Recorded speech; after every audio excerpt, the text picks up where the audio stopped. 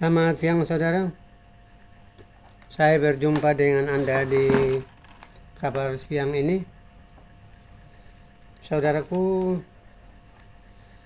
ini adalah penjelasan tentang bagaimana kita percaya kepada Tuhan sebagai orang yang disebut anak-anak Tuhan, jikalau ia menolak disalibkan bersama Yesus, dikuburkan bersama Yesus, dan bangkit bersama Yesus.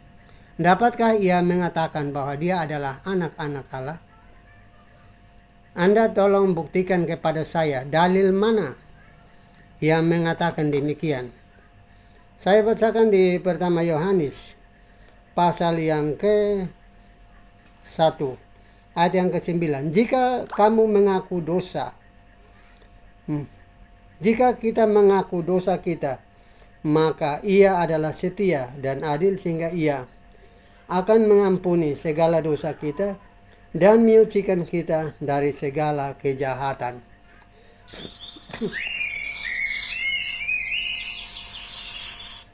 Saudara,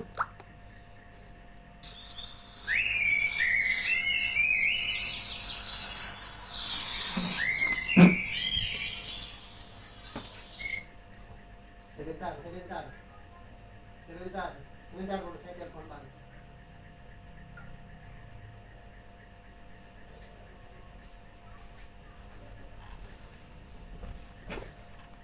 Saudara, ayat yang ke-9. Jika kita mengaku dosa, maka ia adalah setia dan adil sehingga ia mengampuni segala dosa kita dan menyucikan kita dari segala kejahatan. Karena Yesus disalibkan di atas kayu salib. Anda perhatikan, kenapa kita dituntut harus mengaku dosa? Kalau orang Anda dibaptis anak umur 1 tahun, bagaimana Anda mengerti dosa?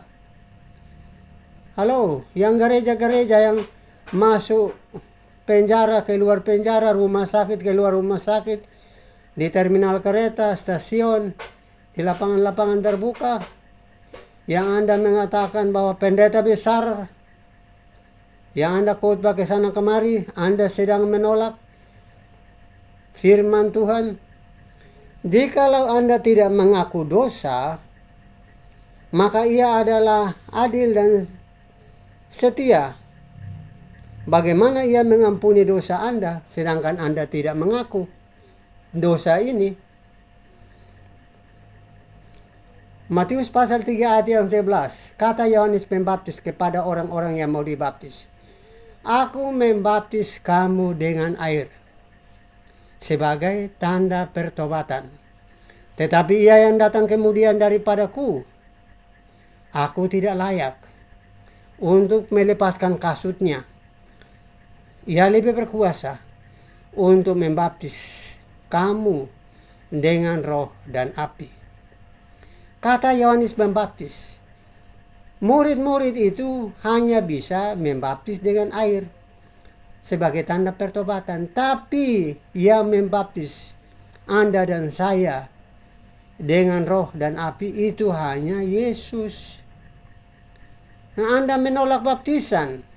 Anda sukanya kalau anak baru umur 1 tahun Anda bawa ke gereja, lalu dibaptis, ambil air sedikit taruh di kepala, dalam nama Bapa, dalam nama Anak, dalam nama Roh Kudus, amin. Udah, ada Bapak saksi. Lalu anak yang kecil itu sudah tahu berbuat dosa atau belum? Setelah dia sudah besar, sudah 7, 8 tahun, 9 tahun, dia disebut ikut belajar di sekolah minggu, kasasi, lalu ditabiskan, lalu mengikuti perjamuan, lalu belum pernah mengaku dosa. Pengakuan dosa adalah penyesalan akan perbuatan-perbuatan yang melawan hukum Allah. Tahu tidak kamu, yang kamu ajarkan model apa sih? Yang keluar dari Alkitab.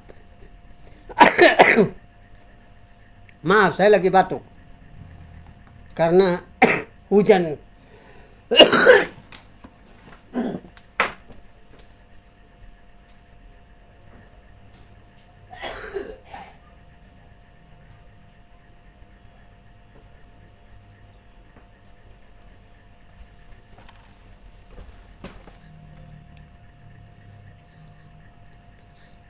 Ia akan mengampuni segala dosa kita dari segala kejahatan.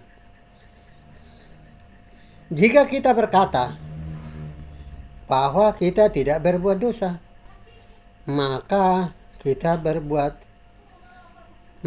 berbuat dia menjadi pendusta dan firman-Nya tidak ada di dalam kita. Kira-kira begitu. Saudara, Roma pasal 6 ayat 4 sampai 8. Roma pasal yang ke-6 ayat 4 sampai 8. Dengan demikian kita dikuburkan bersama-sama dengan dia di dalam baptisan. Ayat ketiga saja dulu. Atau tidak tahukah kamu bahwa semua yang telah dibaptis dalam Kristus telah dibaptis di dalam kematiannya. Dengan demikian kita yang telah dikuburkan bersama-sama dengan dia oleh baptisan dalam kematian, supaya sama seperti Kristus telah dibangkitkan dari antara orang mati oleh kemuliaan Bapa, demikian juga kita akan hidup dalam hidup yang baru. Kalau belum dibaptis, bagaimana hidup yang baru mau datang? Masih caci maki, masih tukang tipu, masih kata sombong, masih membenci orang lain, masih iri hati, masih ingin harta benda orang lain. Itu adalah perbuatan daging, perbuatan tubuh yang melawan kuasa Allah, yang melawan kuasa Roh Kudus. Itulah sebabnya dituntut supaya lahir baru melalui baptisan. Anda menolaknya. Lalu bagaimana Anda sebagai pendeta menjadi penghalang pintu kerajaan Allah? Orang mau dibaptis kok Anda menolak? Bukan jemaat yang salah, yang buat gereja itu yang salah. Jemaat itu kalau tinggalkan gerejamu, ya kau jangan takut, karena kau jadi penghalang pintu kerajaan Allah. Sebab jika kita telah menjadi satu dengan apa yang sama dengan kematiannya, kita juga akan menjadi satu dengan apa yang sama dengan kebangkitannya. Karena kita tahu bahwa manusia lama kita turut disalibkan. Yesus waktu disalib itu, dosa kita itu di sana ditanggungnya. Sehingga pada saat kita dibaptis, kita dikuburkan di dalam air. Pada saat kita bangkit dari air, maka kuasa dosa itu hilang karena kita mengaku. Orang mau dibaptis kok kamu jadi penghalang? Kamu adalah penjahat namanya. Karena kita tahu bahwa manusia lama turut disalibkan supaya tubuh dosa kita hilang kuasanya, agar jangan kita menghambakan diri lagi kepada dosa. Supaya kuasa dosa itu hilang, Anda itu harus mengaku dosa dan dibaptis di dalam kematiannya. Sebab barang siapa yang telah mati, ia telah bebas dari dosa. Kalau masih hidup itu, dosa itu telah ada tiap hari. Tapi kalau mati bersama-sama dengan Kristus di dalam baptisan, maka waktu Anda bangkit, kuasa Roh Tuhan itu akan ada di dalam Anda. Kuasanya lebih besar. Dia akan mengajari Anda supaya jangan melakukan yang jahat di mata Tuhan. Itu kurang lebih. Lah Anda jadi penghalang. Pendeta model apa? Apalagi Stephen bilang Saudara, orang yang menyembah roh, di dalam bahasa roh itu setan, mengajari orang yang tidak benar. Karena yang berbahasa roh itu dia berbicara khusus dengan Allah secara pribadi, bukan kepada jemaat. Karena itu tiap-tiap orang harus berbicara dalam pengakuannya, ia menyembah. Ya kalau Anda tidak bisa bahasa roh, ya Anda mungkin punya karunia yang lain. Ya tidak apa-apa, Anda biasa saja di dalam gereja. Dan Anda tidak usah protes yang berbahasa roh. Anda berdiri dan Anda diam, berdoa sesuai dengan karunia yang Tuhan berikan kepada Anda. Jika kita telah mati dengan Kristus, kita percaya bahwa kita akan hidup dengan Dia. Karena kita tahu bahwa Kristus sesudah Ia bangkit dari antara orang mati, tidak mati lagi. Dia hidup dalam keadaan dan duduk di sebelah kanan Allah Bapa, menantikan waktu Ia datang kembali. Tinggal Anda dengan saya sudah siap atau belum sebagai mempelai wanita. Berikut saudara, ayatnya Roma 8 ayatnya yang ke-14.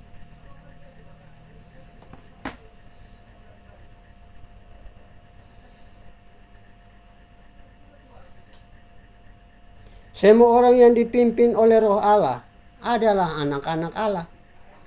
Kalau roh Allah tidak ada di dalam Anda, bagaimana Anda bisa mengatakan bahwa Anda adalah anak-anak Allah? Sebab kamu tidak menerima roh perbudakan, ia membuat kamu menjadi takut lagi. Tetapi kamu telah menerima roh yang menjadikan kamu anak Allah. Oleh roh itu kita berseru, ya Aba, ya Bapa. Roh itu bersaksi bersama-sama dengan roh kita bahwa kita adalah anak-anak Allah. Itu tujuannya orang beribadah. Lah kamu pendeta kok jadi penghalang? Orang lain beribadah, kamu yang jadi penghalang. Orang lain yang belum Kristen mau bertobat, mikir-mikir. Karena pendeta bertikai.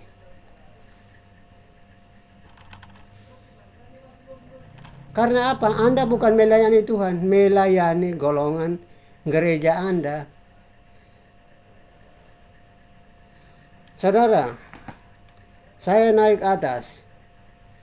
Tadi ayat 15. Sekarang saya sudah sampai ayat 16 dan saya masuk ayat 17. Jika kita adalah anak-anak, maka kita juga adalah ahli waris.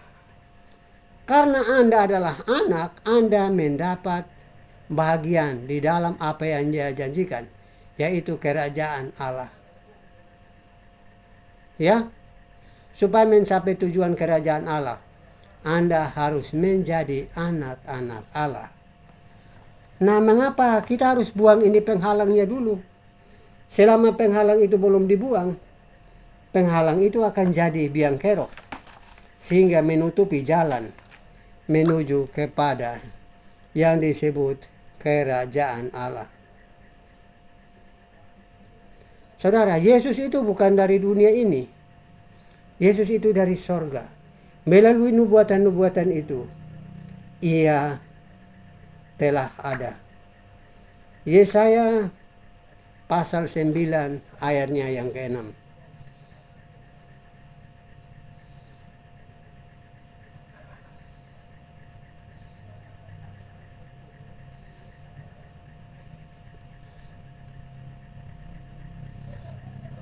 Yesaya 9 ayat yang ke-6. Sebab seorang anak telah lahir untuk kita, seorang putra telah diberikan untuk kita. Lambang pemerintahan ada di atas bahunya. Namanya disebutkan orang, Penasehat Ajaib, Allah yang perkasa, Raja yang kekal, dan Bapa yang kekal, dan Raja damai. Saudara, itu gelarnya. Itu gelarnya waktu nubuatan itu. Tuhan memberikan ilham kepada Yesaya dan ia bernubuat. menuliskan ini supaya menjadi ingat-ingatan buat Anda dan saya. Nubuatannya sudah ada. Dia adalah penasehat yang ajaib. Dia adalah Allah yang perkasa, yang tidak ada Allah, karena dia adalah Allah di atas segala Allah. Dialah Raja kekal. Dia adalah Bapa yang kekal dan Raja damai. Saudaraku, saya kembali. Pertama Korintus pasal 1 ayatnya yang ke-13. Inilah kekeliruan orang Kristen. Kristen yang percaya kepada ibunya. Yang mengantarkan kita dari bumi ke surga itu Yesus, bukan ibunya. Yang jadi pengantara antara kita dengan Bapa di surga adalah Yesus, bukan anaknya. Yesus yang menghapus dosa, bukan ibunya. Jadi jangan engkau menghakimi orang lain menurut ajaran yang kau terima itu. Karena ajaran yang sesat yang mengatakan pengantara antara manusia dengan Allah adalah Maria.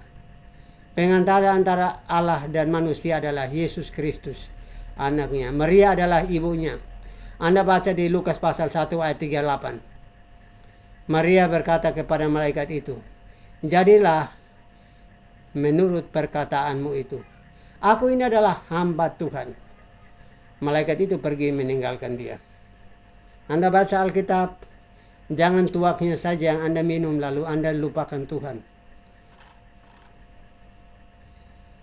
Saudara, Allah itu 3 atau Allah itu berapa? Matius pasal yang ke-28 ayat 19. Kita urut pelan-pelan supaya jangan ada yang keliru.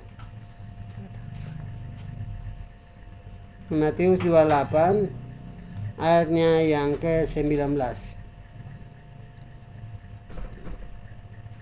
Karena itu pergilah jadikan semua bangsa muridku dan baptislah mereka dalam nama Bapa dan Anak dan Roh Kudus. Saudara, ayat ini Anda bilang 3 orang. Anda bilang 3 orang atau 3 person.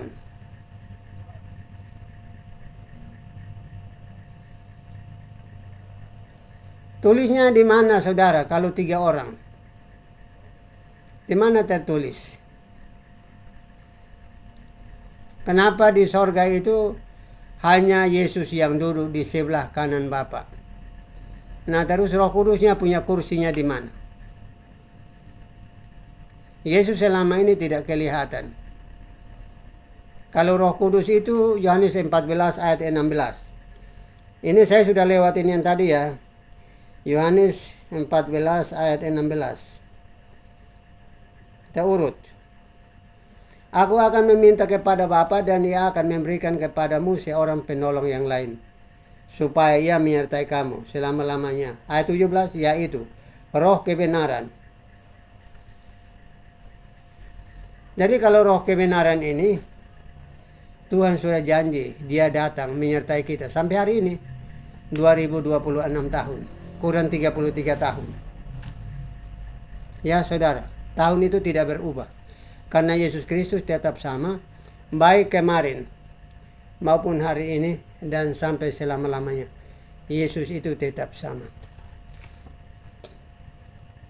Kita naik lagi. Yang saya baca itu tulisan-tulisan itu Anda mencatat. Jangan sampai Anda lewatkan. Tadi saya baca Matius 28 ayatnya yang ke-19. Baptis di dalam nama Bapa, Anak dan Roh Kudus. Lalu saya baca ulang lagi Yohanes 14 ayat yang ke-16. Situ Yesus berkata, aku akan minta kepada Bapa. Dia akan memberikan kepadamu seorang penolong yang lain, yaitu Roh Kudus. Itu Anda mengatakan 3 orang. Anda karang dari mana? Oh tidak tulisannya. Kita baca di Kejadian pasal 1 ayat 1, 2, dan 3. Pada mulanya Allah menciptakan langit dan bumi. Bumi belum berbentuk dan kosong gelap gulita, menutupi samudera raya. Roh Allah melayang-layang di atas permukaan air. Berfirmanlah Allah, jadilah terang, lalu terang itu jadi. Baik Allah, firman Allah, dan roh Allah pada mulanya menciptakan alam semesta ini. Lalu Kejadian pasal 1 ayat 26. Kita naik ke ayat 26.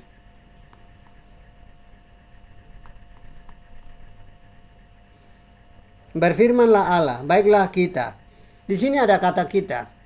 Kata kita itu Anda bisa memastikan. Baiklah kita menjadikan manusia menurut gambar dan rupa kita, supaya mereka berkuasa atas ikan-ikan di laut, burung-burung di udara, dan segala ternak yang di atas bumi, dan seluruh binatang yang melata yang merayap di bumi. Baiklah kita. Kata kita itu adalah kata jamak, berbicara tentang dirinya sendiri. Karena satu tubuh banyak anggota, kaki, tangan, mata, telinga, mulut, hidung, semuanya itu anggota dari tubuh ini. Dia berbicara tentang anggotanya, karena dia menjadikan Adam itu hanya satu orang, sama dengan dia. Kejadian pasal 2 ayat yang ke-7. Ketika itulah Tuhan Allah membentuk manusia itu dari debu dan tanah, menghembuskan nafas hidup ke dalam hidungnya. Demikian manusia itu menjadi makhluk hidup. Adam itu adalah satu pribadi, sama dengan Tuhan yang menjadikannya. Satu orang. Hawa itu diambil dari rusuk Adam. Artinya yang diciptakan itu hanya satu saja, laki-laki, yaitu Adam itu. Nanti perempuan itu dari rusuk Adam menjadi perempuan yang adalah istrinya. Lalu Anda mau bagi Tuhan itu jadi berapa? Yohanes pasal 1 ayat 1, 2, dan 3.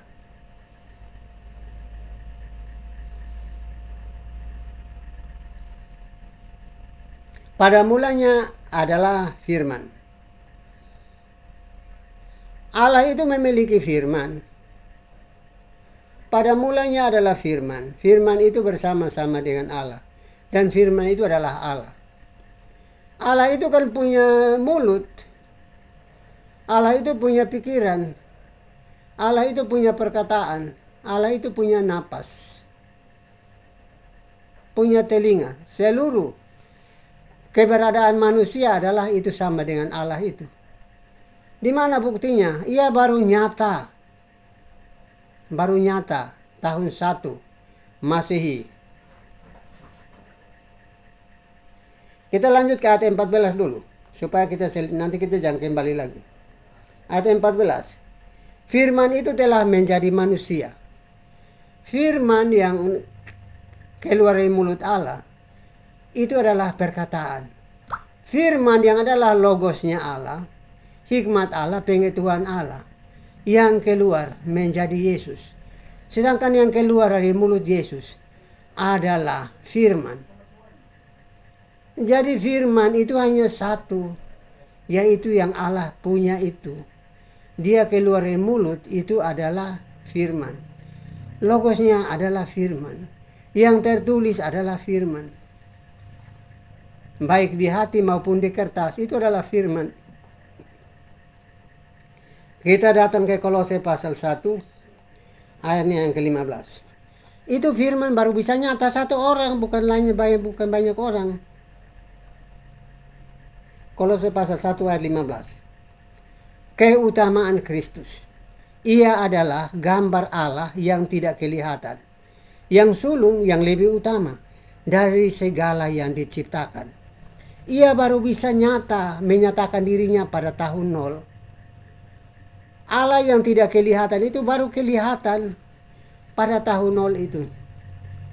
Gambarnya ya Yesus, ya gambarnya kita juga. Allah juga gambarnya seperti dia. Apakah Yesus itu terbagi-bagi? Tidak. Yesus itu hanya satu saja. Tidak ada dua, tidak ada tiga, dan tidak ada empat. Yesus itu satu.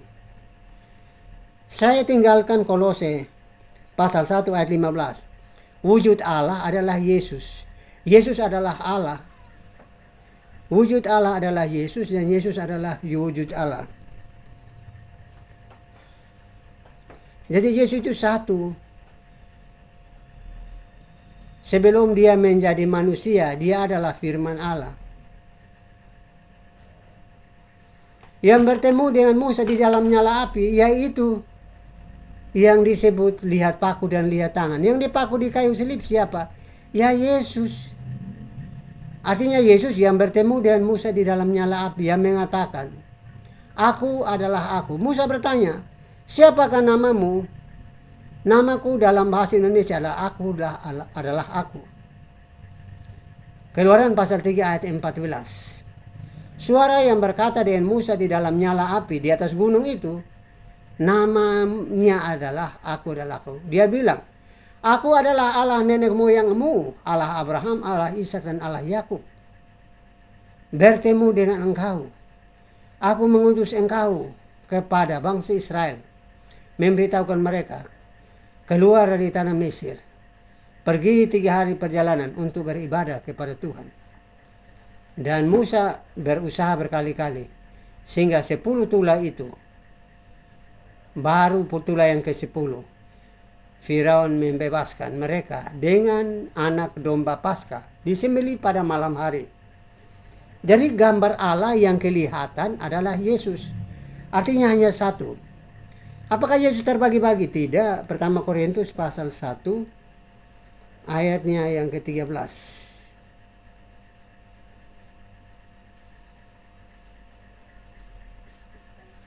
Sebab kami selalu mengingat pekerjaan imanmu.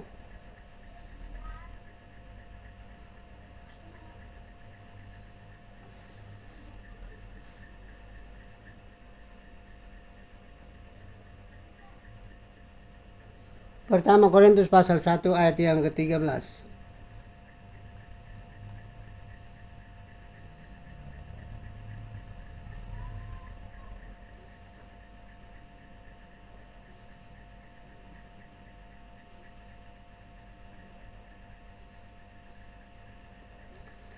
Adakah Kristus terbagi-bagi? Adakah Paulus disalibkan karena kamu? Atau adakah kamu dibaptis dalam nama Paulus? Dapat ayat 12. Yang aku maksudkan ialah bahwa masing-masing berkata, aku dari golongan Paulus, aku dari golongan Apolos, aku dari golongan Kefas, atau aku dari golongan Kristus. Ayat yang ke-13. Adakah Kristus terbagi-bagi? Adakah Paulus disalibkan karena kamu? Atau adakah kamu dibaptis dalam nama Paulus? Jadi Kristus itu hanya satu. Tidak ada banyak. Karena kalau gerejanya banyak, harus dipertanyakan gereja yang mana? Orang gereja yang asli adalah kita, manusia ini. Bukan rumah gereja. Kita adalah gerejanya. Karena Tuhan berdiam di dalam kita.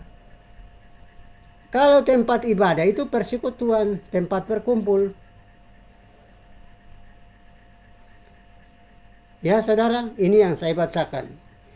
Paulus tidak dibaptis orang dalam namanya, tapi dibaptis dalam nama Yesus. Ya saudara, perhatikan baik-baik. Perhatikan baik-baik ini.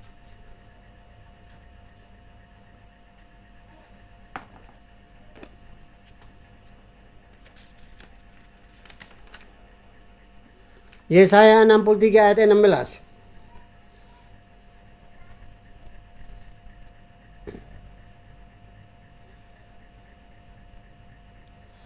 Bukan engkau Bapa kami? Sungguh Abraham tidak tahu apa-apa tentang kami, dan Israel tidak mengenal kami. Ya Tuhan, Engkau sendiri Bapa kami. Anda dengar baik-baik ini. Engkau sendiri Bapa kami. Namamu ialah penebus kami sejak dahulu kala.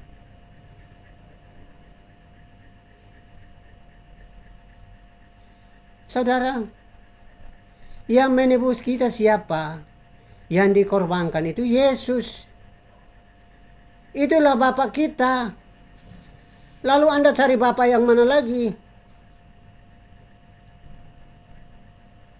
Halo? Nubuatan Nabi Yesaya itu, yang menebus kita itu adalah Bapa kita. Yang menebus kita darah yang kudus, yaitu Yesus Kristus. Tadi saya sudah sebutkan, yang bertemu dengan Musa di dalam nyala api, aku adalah aku. Yang dipaku di kayu salib itu aku adalah aku. Lalu Anda bagi Tuhannya 3 dari mana?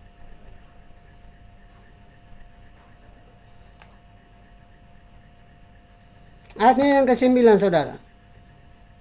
Ini ayat 16. Kalau ayat yang 9 bunyinya demikian.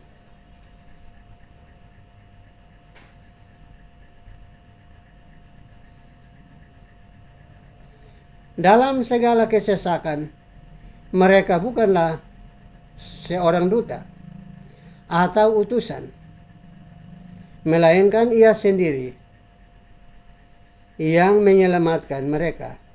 Dialah yang menembus mereka. Dia itu yang menebus siapa? Ya Yesus, yang dengan darahnya. Dialah yang menebus mereka dalam kasih-Nya dan dalam belas kasihannya. Ia mengangkat dan menggendong mereka selama zaman dahulu kala. Yesus, saudara, yang menyelamatkan itu Yesus. Dia yang menumpahkan darahnya di atas kayu salib itu orangnya.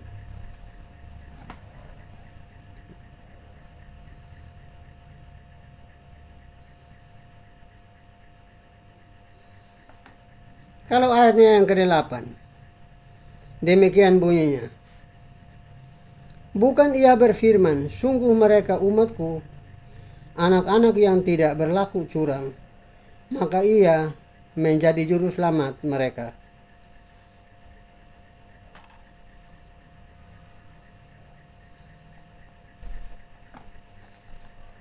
Kita lanjutkan, saudara.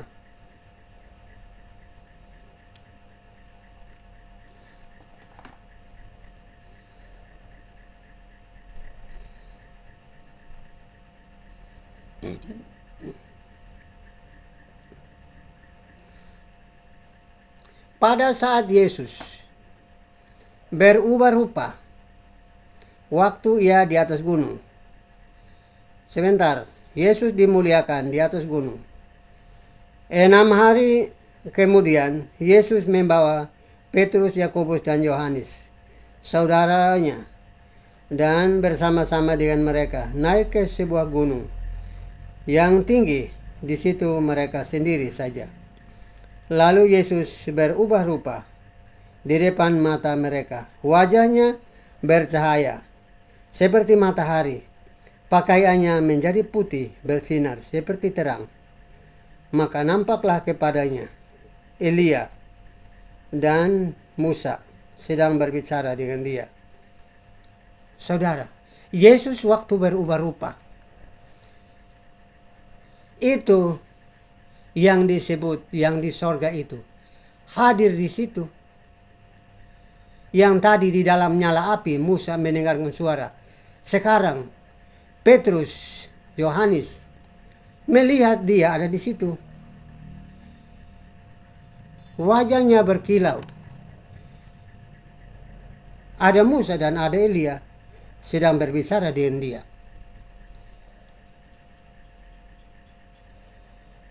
Jadi dia itu sendiri. Dia itu yang Bapak kita, Bapak kami. Lalu Anda bilang 3. Dari mana 3-nya? Datanya kau tidak punya, tapi kau ngarang aja 3.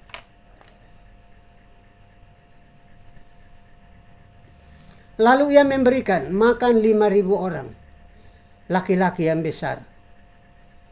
5 potong roti dan 2 ikan. Sisanya 12 bakul. Itu dari mana rumusnya kau dapat? Karena Bapa ada di situ. Ya dia juga.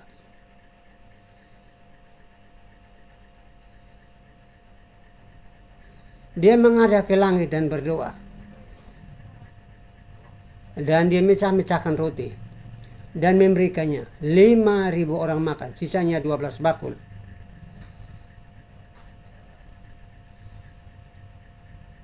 Jadi kalau kasih tahu jemaat itu yang jujur.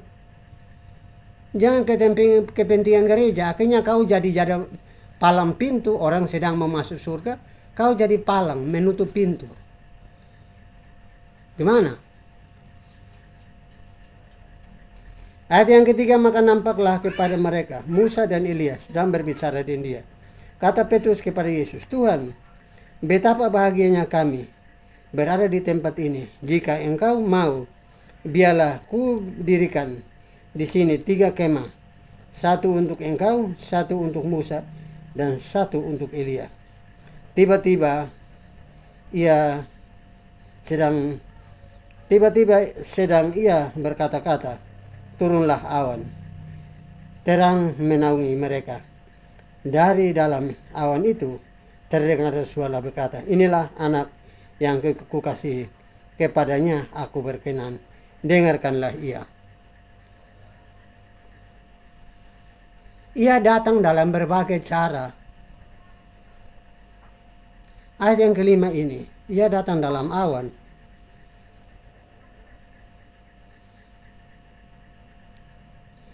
Ulangan 18 ayat yang ke-15.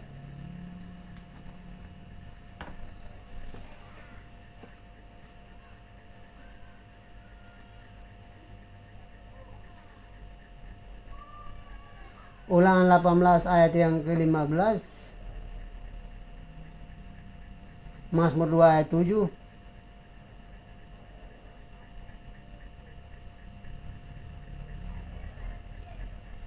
Yesaya 42 ayat 1.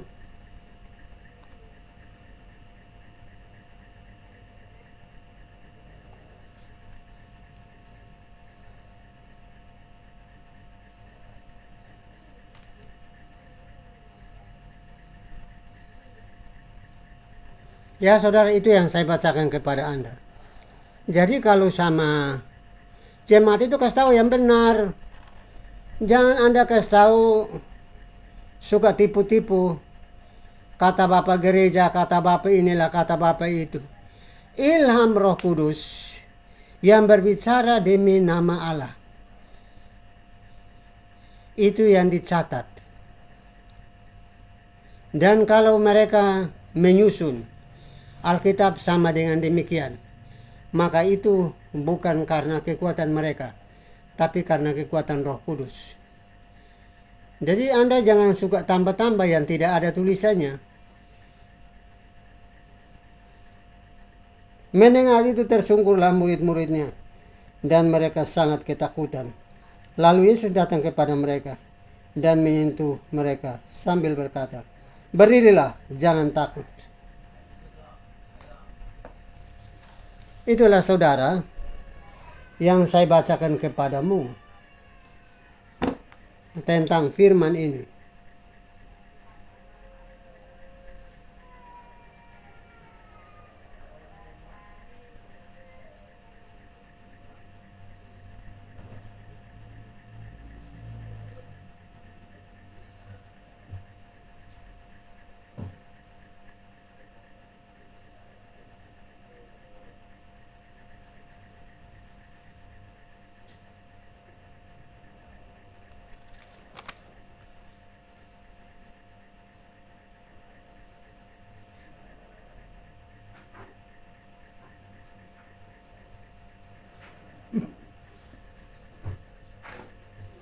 Ya saudara, itu yang saya bacakan buat Anda. Dan Anda yang mendengarkannya, semoga Anda jangan suka menjadi tukang tipu lagi.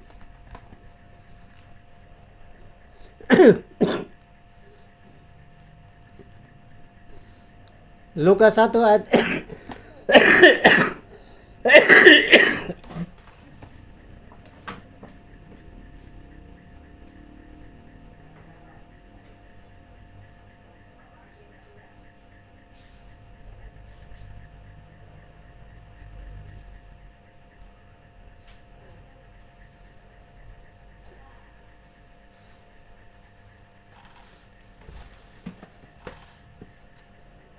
Lukas pasal 1 ayat 35, saudara.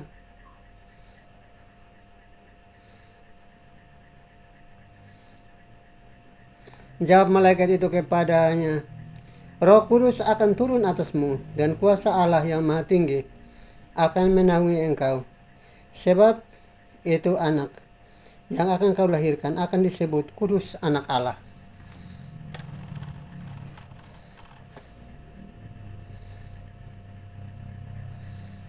Saudara, ingat Kejadian pasal 1 ayat 1, 2, dan 3. Maka segala peristiwa yang terjadi di atas muka bumi ini, baik Bapa maupun Firman dan Roh Kudus, itu adalah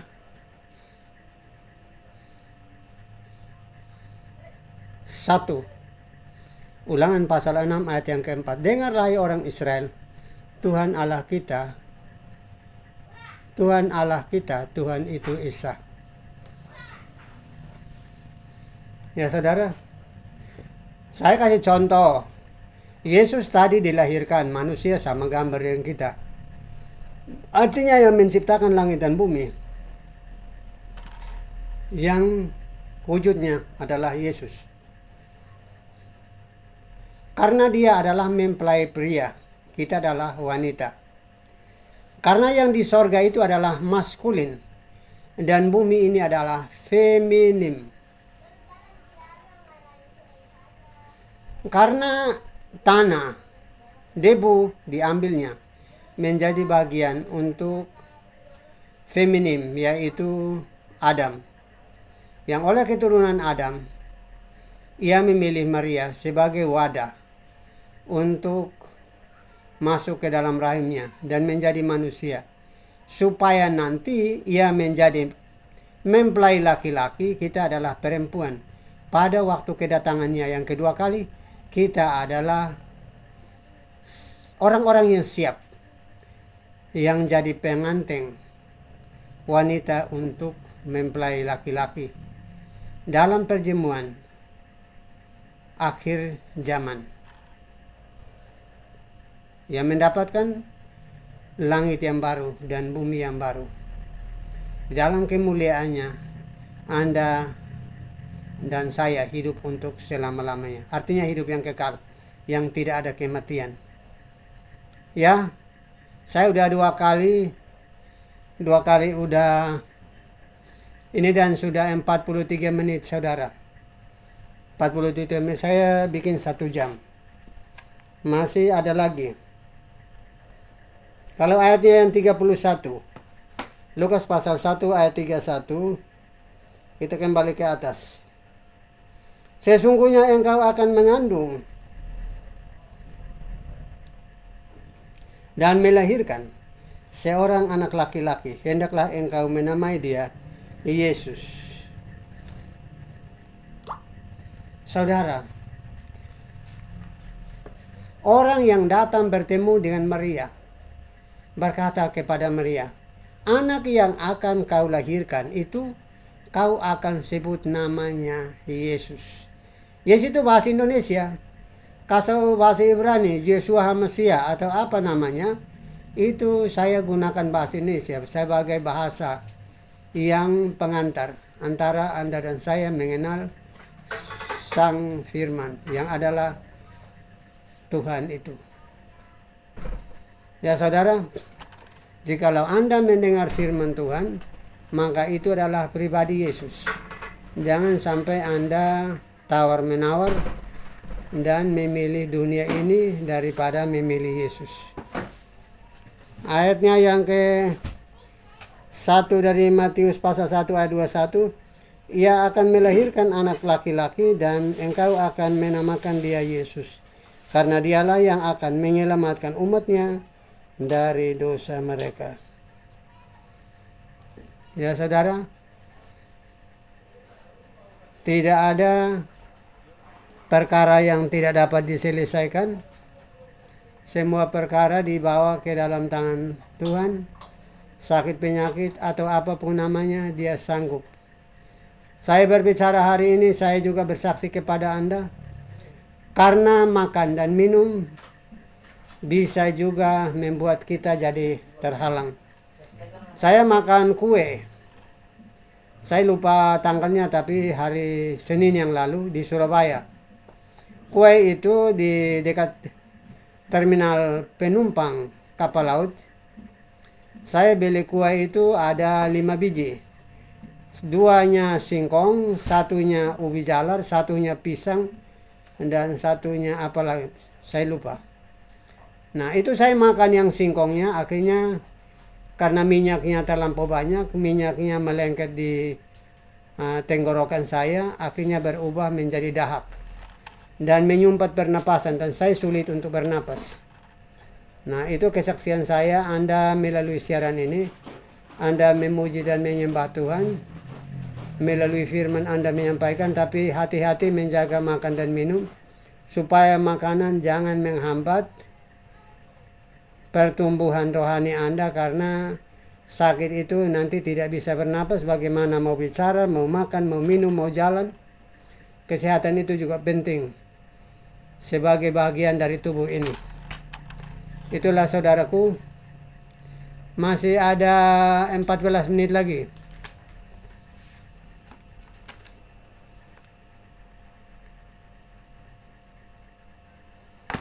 Tadi saya sudah bagi tentang Tuhan. Tuhan itu kalau dia datang dalam 3 rupa. Waktu bertemu dengan Abraham dan berjanji kepadanya. Saya baca ulang. Kejadian pasal 18 ayat 1, 2, dan 3. Di situ tidak ada tulisan malaikat, saudara. Jadi jangan tambahkan. Kejadian pasal 18 ayat 1, 2, dan 3. Kemudian Tuhan menampakkan diri kepada Abraham dengan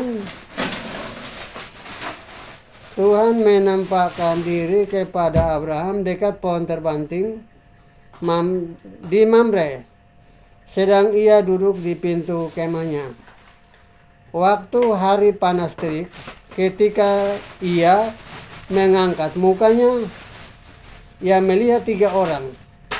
Ia melihat 3 orang, bukan malaikat, saudara. Anda jangan terjemahkan. Di sini tidak ada tulisan malaikat. Kalaupun malaikat, pasti di sini tulisan seperti Lukas pasal 1 itu. Kalau di sini tidak ada tulisan malaikat. Ketika ia mengangkat mukanya, ia melihat 3 orang berdiri di depannya. Sesudah dilihatnya mereka, ia berlari dari pintu kemahnya menyongsong mereka, lalu sujud ia sampai ke tanah, serta berkata, Tuanku, jika aku telah mendapat kasih Tuanku, janganlah kiranya lampaui hambamu ini. Biarlah diambil sedikit air, basuhlah kakimu, dan duduklah beristirahat di bawah pohon ini. Biarlah ku ambilkan sepotong roti, supaya tuan-tuan segar kembali. Kemudian bolehlah tuan-tuan meneruskan perjalanannya. Sebab tuan-tuan datang telah datang ke tempat hambamu ini. Menjawab mereka kepadanya, seperti yang kau katakan itu. Lalu Abraham pergi ke kemah, mendapatkan Sarah, serta berkata, segeralah ambil 3 sukat tepung terbaik, remaslah itu, dan buatlah roti bundar.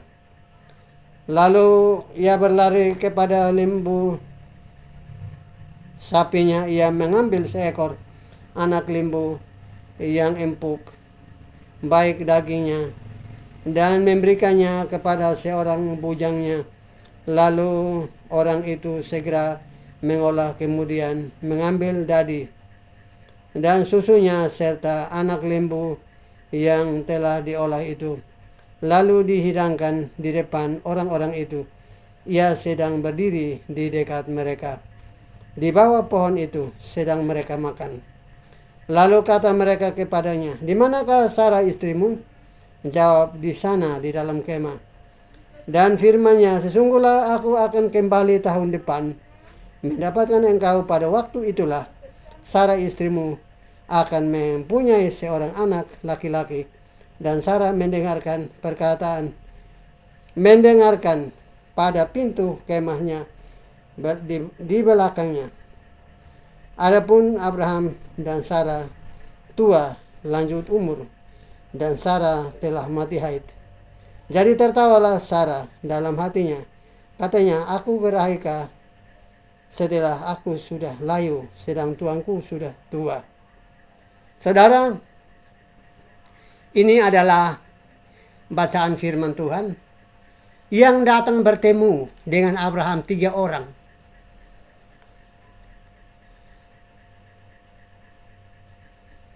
Datang bertemu dengan Abraham 3 orang, itu yang disebut kami. Kejadian pasal 1 ayat 26. Kejadian pasal 1 ayat 1, 2, dan 3. Tetapi itu tidak disebutkan malaikat. Jadi saya bacakan apa tulisannya orang. Ada 3 orang. Anda bisa membaca, Anda bisa merenungkan sendiri-sendiri. Karena kita bertanggung jawab terhadap diri kita dengan pencipta kita, yaitu Tuhan kita, penebus kita, dan penolong kita. Berfirmanlah Tuhan kepada Abraham, "Mengapakah Sarah tertawa dan berkata, sungguhkah aku akan melahirkan anak, sedangkan aku sudah tua? Adakah suatu apapun yang mustahil untuk Tuhan?" Di sini Tuhan ini huruf besar, saudara. Pada waktu itu telah ditetapkan. Itu Tuhan, tahun depan aku kembali mendapatkan engkau. Pada waktu itulah Sarah mempunyai seorang anak laki-laki. Lalu Sarah menyangkal, katanya, aku tidak tertawa, sebab ia takut. Tetapi Tuhan berfirman, tidak, memang engkau tertawa.